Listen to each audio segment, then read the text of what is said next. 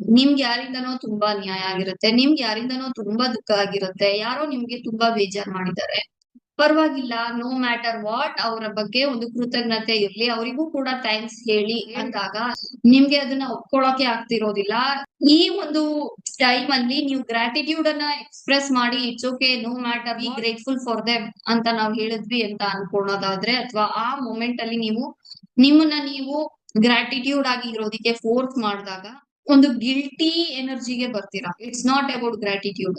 ನನ್ಗೆ ಆ ಮೊಮೆಂಟ್ ಅಲ್ಲಿ ಗ್ರಾಟಿಟ್ಯೂಡ್ ಆಗಿ ಇರೋಕೆ ಸಾಧ್ಯ ಆಗ್ತಾ ಇಲ್ಲ, ಹಂಗಾಗಿ ನಾನು ಕೆಟ್ಟವಳು ಅಥವಾ ಕೆಟ್ಟವನು, ನನಗೆ ಗಿಲ್ಟ್ ಆಗ್ತಾ ಇದೆ ನನ್ ಬಗ್ಗೆ. ಎಸ್, ನನಗೆ ಅವ್ರನ್ನ ಕಂಡ್ರೆ ದ್ವೇಷ ಇದೆ. ಎಸ್, ನನ್ಗೆ ಅವ್ರನ್ನ ಕಂಡ್ರೆ ಕೋಪ ಇದೆ. ಇದನ್ನ ನೀವು ಫಸ್ಟ್ ಅಕ್ನಾಲೆಡ್ಜ್ ಮಾಡ್ಕೋಬೇಕಾಗಿದೆ. ಅದು ಕೂಡ ಒಂದು ಎಮೋಷನ್. ಆ ಒಂದು ಎಮೋಷನ್ ನಿಮ್ಮಲ್ಲಿ ಇದೆ ಅಂತ ಮಾತ್ರಕ್ಕೆ ನೀವು ಗಿಲ್ಟಿಯನ್ನ ಅನುಭವಿಸ್ಬೇಕಾಗಿಲ್ಲ. ತುಂಬಾ ಸಲ ಏನಾಗತ್ತೆ ಅಂತ ಅಂದ್ರೆ ನಮ್ಮ ಒಂದು ಚೈಲ್ಡ್‌ಹುಡ್ ಅಲ್ಲಿ ನಮ್ಮ ಕೆಲ್ಸಗಳಿಗೆ ಅಪ್ರಿಶಿಯೇಷನ್ ಸಿಗದೆ ಇದ್ದಾಗ, ನಮ್ಗೆ ಯಾರಿಂದನೋ ಏನೋ ಹೆಲ್ಪ್ ಆದಾಗ we simply say thank you.